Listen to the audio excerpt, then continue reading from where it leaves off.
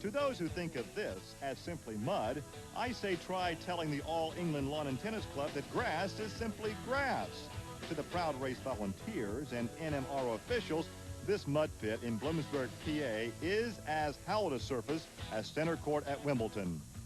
And to the fans who travel to jamborees to pay homage to the pickup truck, they too understand the magic of this grip and are on hand to witness man and machine bathe in its glory.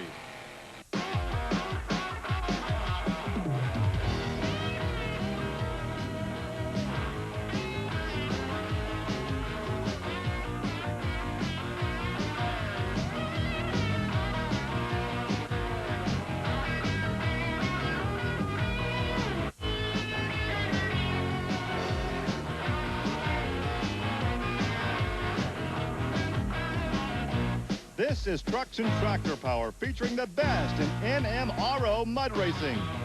Today, it's the Summer Four-Wheel Jamboree Nationals from the Bloomsburg Fairgrounds in Bloomsburg, Pennsylvania. Over the years, Bloomsburg has gained the reputation of being a very festive, party-like atmosphere for the Summer Nationals. Now, if you really want to spice up your summer party, just invite the mud racers. But one guy who didn't RSVP is Tom Means. He has a prior racing commitment this weekend, but he has won 3 events over the past 2 years. So without the favorite here, this fiesta is a wide open affair. And here with more of the competition is Army Armstrong.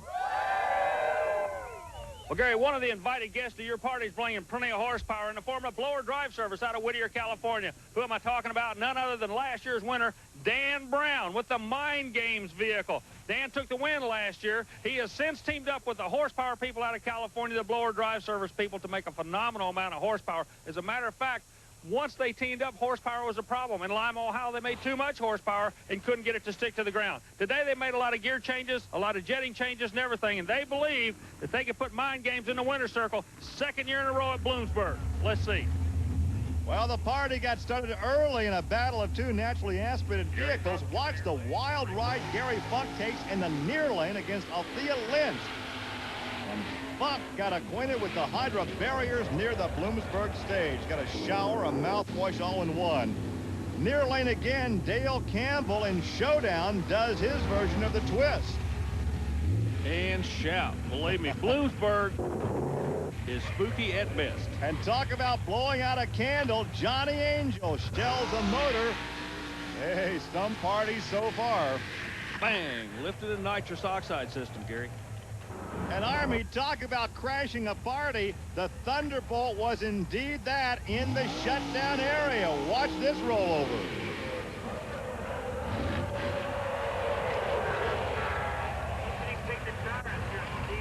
You have any idea what happened?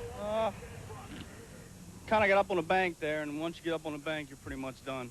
What's the track like out there? All these guys in the back of the lineup are really kind of spooky over it. Now that you've gone over, they're really getting nervous. It's going to be faster. Definitely going to get a lot faster. Some of the pre-party activities so far. The action at this point in the competition, a 3.04 laid down by Brian Harold, is the time to beat. There's a look at Dan Brown. He won the Class 6 paddle tire competition here last year. Brings a ton of horsepower, as Army alluded to in the opening of the show. And he stages alongside a touch of madness with Gary Reddick. Now, the naturally aspirated cars have gone before. The track is a bit torn up, and there's been a lot of jockeying for lane position. The word is, and as we've seen, the right lane is not the place to be. Brown's going over, Gary. That's the left lane, a hard hit. He comes to an abrupt stop. Moving around the cockpit, Dan Brown appears to be okay, but he comes out that left lane and is now collecting his thoughts. Watch again, a head-on shot. Hooks a rut right there. Hooks a rut, and it comes around on him. He's on the throttle. Now he's on his head. And all he can do is hang on as he takes a couple of violent barrel rolls. But once again, he is okay, and he's down there with Army Armstrong. Dan, real quick, I don't want to bother you. First of all, I want to make sure you're okay. Yeah, I'm okay, Army. Wild, wild ride. Well, I don't know what happened. I come out that end, I thought I was okay, and all of a sudden we was over. I was on top of them crush cars, and I don't know what happened after that. Not the way he wanted this party to go. As you can see, the damaged car being hauled back to the pit area. We'll come back with more from Bloomsburg.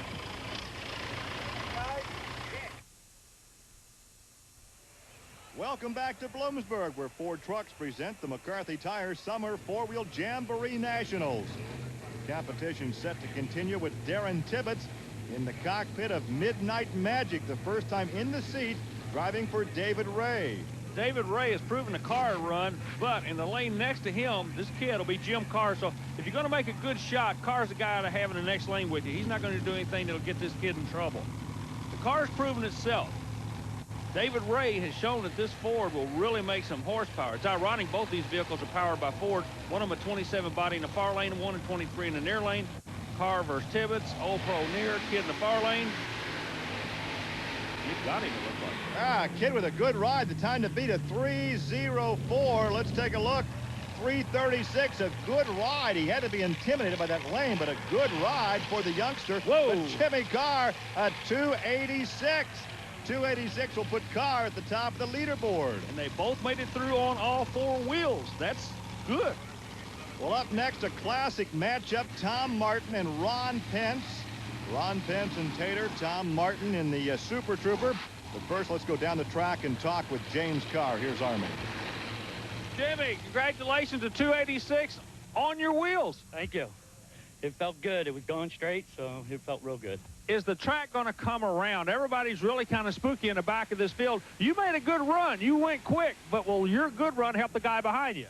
I don't know. There wasn't much up there at the starting line. We picked the left-hand side. It looked pretty good. There wasn't that many ruts, and hopefully that was the right choice.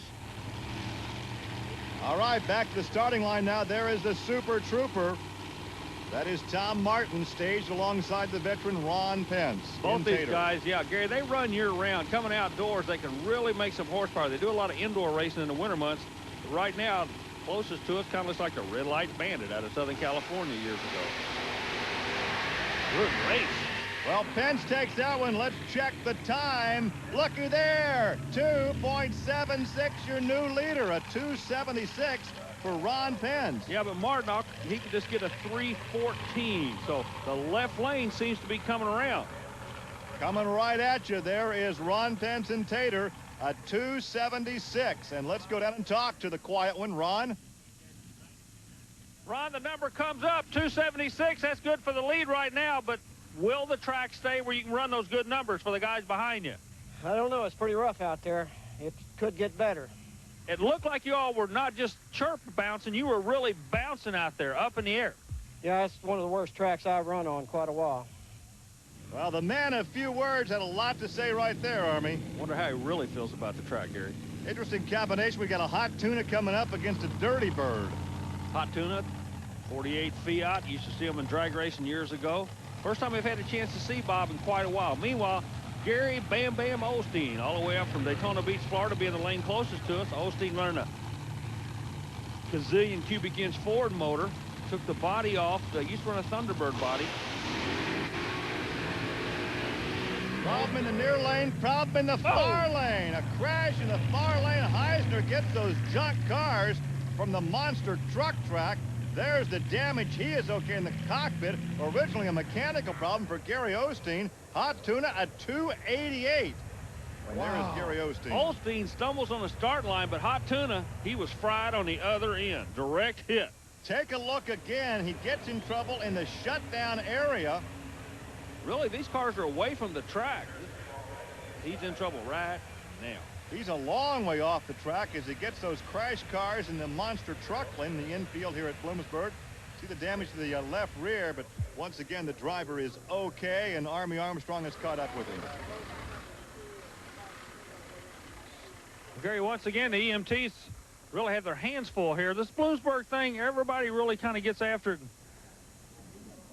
Really goes hard. But what the EMTs are doing right now, she's talking to him, asking me questions he should know the answer to. Everything's looking good. She just checked to make sure he had good control of his muscles by grabbing hold of her hands and everything. So they're going to let him sit there and kind of get his wind back, and then we'll be back to race in just a minute, Gary.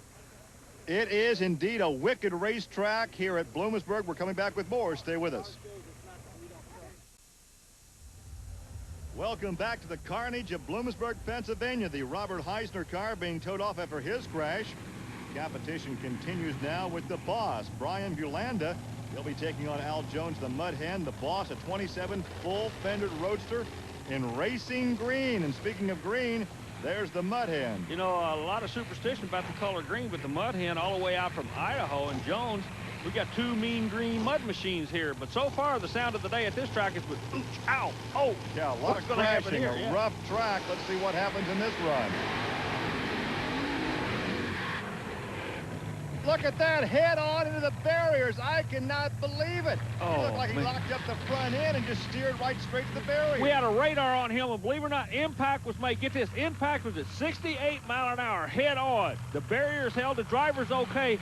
That was awesome, Gary.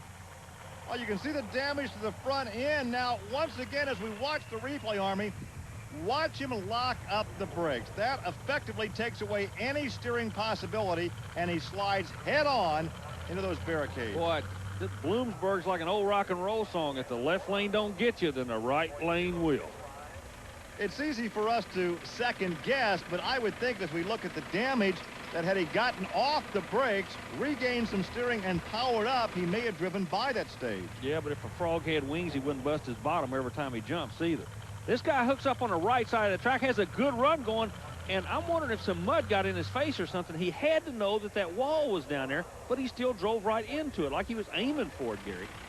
Today's competition has been like a demolition derby. Army?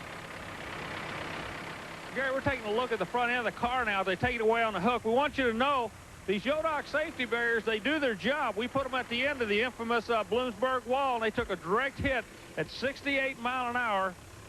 They saved the driver. Car's worse for wear, but the driver's okay. He did walk away.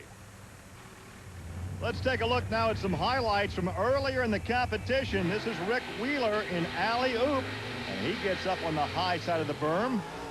Love the name of the car. Second generation driver Brian Harold in the Surf Rat with a 304 against David Forbotnik. Father and son team going to make history in this sport within the next 2 or 3 years. There's his time for Brian, a 3:04 earlier in the competition. Chuck Knoll in the Stepchild comes all the way from Palm Harbor, Florida, and also gets atop the berm in the far lane. He got DQ'd. But he is fast when he's not DQ'd. Look at this. Mike Behrman simply overpowers the track with the Audi's horsepower. Just a ton of horsepower.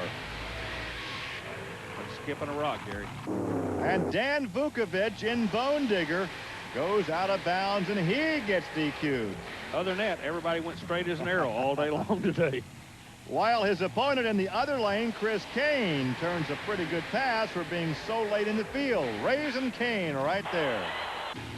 Also late in the field, Mike Camella in Bonkers throws down a 292, which is currently the 4th quick time in the competition. There are your current standings. Ron Penn still on top with a 276. Then it's Carr, Heisner, Camella, and Kane.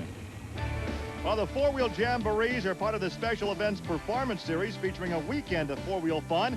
Check out the manufacturer's Midway. There's also several categories of show and shine competition. Contact the Special Events Promotion Company to find out when a jamboree will be in your area. Fred Wilhite, you saw him a couple of weeks ago win the Paddle Tire Class 6 competition in Lima. Coming up to the line, and earlier, Army took a look at Money Pit. Well, you think you've seen this vehicle before? Not the case at all. As a matter of fact, this is a brand new, complete Money Pit of Fred Wilhite. After setting the world speed record in Lima, Ohio, on the very next run at an outlaw race, the vehicle was completely destroyed. As a matter of fact, the only thing they could actually use were the rear tires and the rear wheel assembly.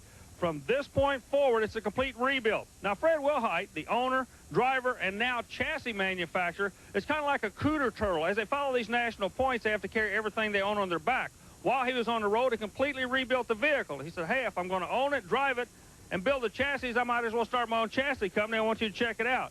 It's called Fred Pro Chassis. Fred Wilhite will be in the thick of the action today. Well, Fred will be taking on Rodney Covington in Mud Rat. Last time we saw Rodney was in Lima at the '94 Spring Nationals. Rodney had this violent wreck. Wasn't in Lima this year. What a race. He picked and returned to it. Watch this crash in Lima. This scares me every time I see it. Watch his hands. He was one lucky boy not to get injured in that crash. Yes, he was. You put him next to this guy, it's like mixing acid and acid. Something's got to give. Wilhite takes it out the far side. Covington with a problem. A 271. Fred Wilhite takes the top of the leaderboard with a 271. Down in the field, too. We were worried about the track. Wilhite shows you can still get it to the track. Meanwhile, a 509 Covington has the back pedal. Another time, another day, like they say. Watch Fred Wilhite. Look at the ruts. Look at the ruts. He climbs to the right side of the lane, stays on the power, and turns down a 2.71. Here's Fred and Army. Well, Gary, Fred Wilhite with the money pit didn't let this thing bother him at all. It's a brand new vehicle. We told you about him wrecking it, having to put it back together. So the guy with the little dingleberries on top goes quick at a 271. All these problems all day long, and you go out there and drive just like it's a Sunday drive. It might have looked good from there, but where I was at, I was all over that place. There wasn't nothing straight I seen. It has been a wild day in Bloomsburg with more to come. Stay with us. It has been a rough day in Bloomsburg. Some wreckage of Brian Bulanda's boss and Dan Brown's mind games, too. We have 2 more races to go as they continue to work on the wrecked cars. The first pair, Jeremy Finley and S-Kicker, taking on Mike Yosha. It's going to be a good run, too. Finley, he's a hard charger in this sport. And Yosha, like I say, this guy, you get behind them glasses, he's got the Harley mentality. He likes to crank it wide open. Both of them running supercharged engines, going late in the field. Wilhite showed you could get down the track if you skip on top of the mud. Let's see if either one of these guys can figure that out.